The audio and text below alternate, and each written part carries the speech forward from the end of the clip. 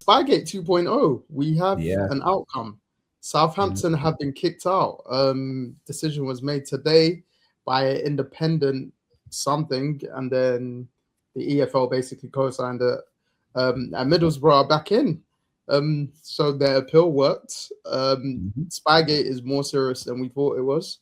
Well, to be fair, not that we downplayed it or anything like that, but apparently when Southampton basically owned up that they'd spied on a few other teams this season, one of them being Oxford, I think in December, and they end up losing that game at Oxford, obviously.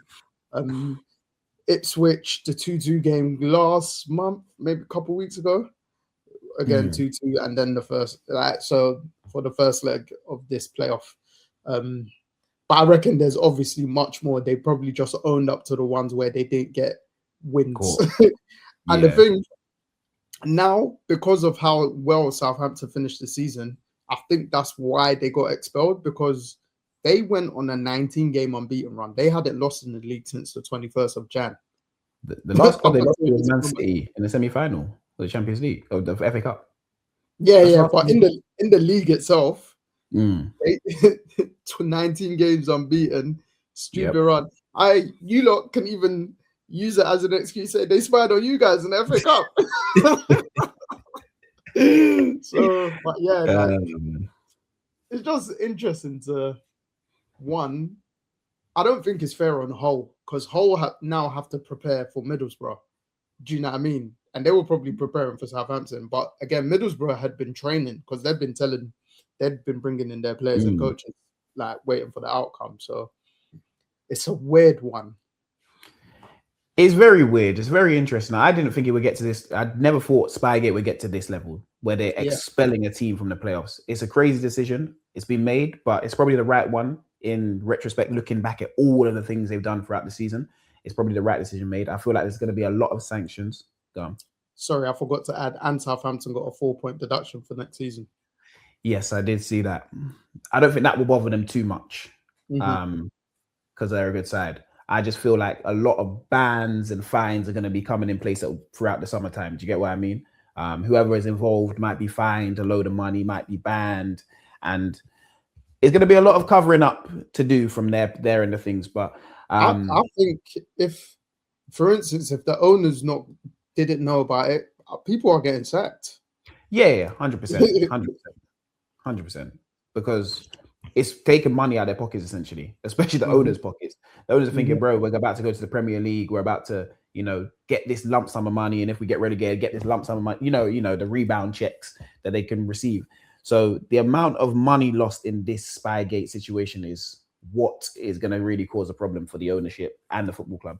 But for Middlesbrough, it's opportunity. I wouldn't be complaining about, we only have a few days to prepare for Hull. You played Hull twice already this season. You've had enough. You've had enough time to prepare. No, they won't complain. I was saying Hull may complain if they were prepping for Southampton.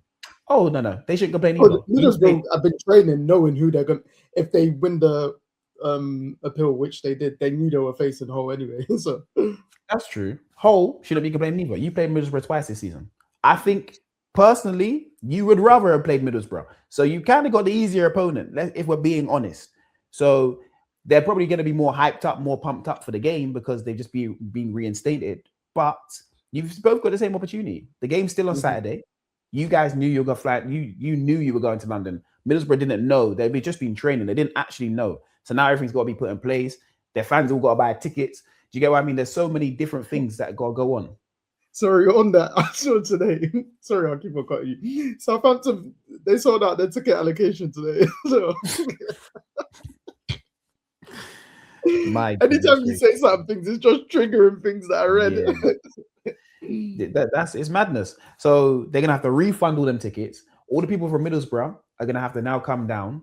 The game's on Saturday. I thought they might move it to another day just because it's kind of a free window in Wembley, I believe, for a period of time. But that's the date that's set. That's the date that is. It's like EFL weekend. Do you get what I mean? Saturday, Sunday, bank holiday, Monday. So it needs to be played on that weekend.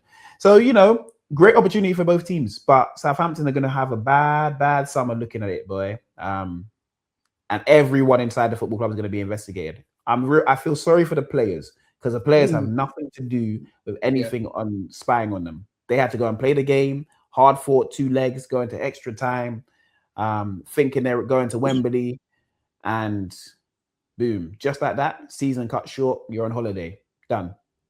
And I know they're putting an appeal, but it's not going to pass. So you already know your season's over. That's who I feel mainly sorry for, the players that had the dream to play in the Premier League and were so close, and now, boy, you're now -4 next year and have to go for a whole gauntlet of a championship season again. And you know the champ, you could be up there one year and you could be relegated the next. So yeah, man, it's gonna be tough. Yeah, it's a good, very good point. Like in terms of the players, because now a lot of the players could just say, "Yo, I want to leave in the summer," and they won't be a lot. They technically shouldn't be a lot of backlash, even if like the board feels some type of way. It's like the players have been put in a situation that they probably never thought they'd imagine. Like they've been punished for what their coaching staff have done. This is why I think like heads are gonna roll. People are getting sacked in it. You get me? And it's just unfortunate the intern, he's been pictured and he's the face of it, but he was given the instruction to do it. Do you know what I mean? So, and he probably done it a number of times before. He's probably done it a number of times before, just never been seen. Yeah, exactly. So yeah, but I think either way, like it should be a good. Hopefully, it's a good playoff final, regardless. Like you said, if they were going to move it, they're probably the following weekend, but they probably thought, competing with the Champions League final, even if it's an earlier kickoff. I would have just said on Bank Holiday Monday, just like they do. It's a mad concept, but I know you play one game early, you play one game in the evening time. Do you get what I mean? Like the EFL final, not the EFL, the non-league finals day. They play FA bars. I think they've done it this weekend, isn't it? Yeah, I thought they'd just do something similar to that, just because you could. Do you get what I mean? But I'm talking about the first game. What played at like 2 o'clock? Well, because they all do all of them free, innit? So the first game played at 3.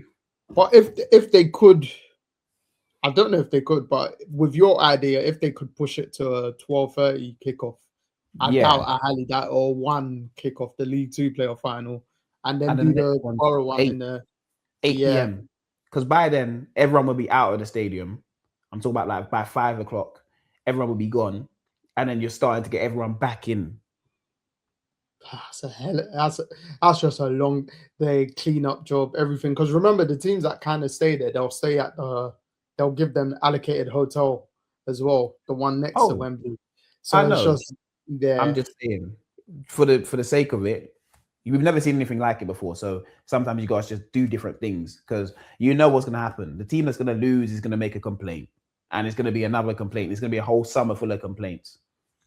Because if Hull lose, I think Hull might make a complaint out of the 2 teams. Yeah. I don't think Middlesbrough will, because Middlesbrough, even though they've made their complaint and they've won the appeal or whatever, they lost on the football pitch. Do you know what I mean? Whereas Hull will be like, yo, we were prepping for this team and you lot have just completely shagged us. Yeah. If I was Hull, I'd have been smart and sat there and gone, look, we don't know what's happening. Let's just prep for both. Let's prep like we're playing both this weekend. You can do that. You get what I mean?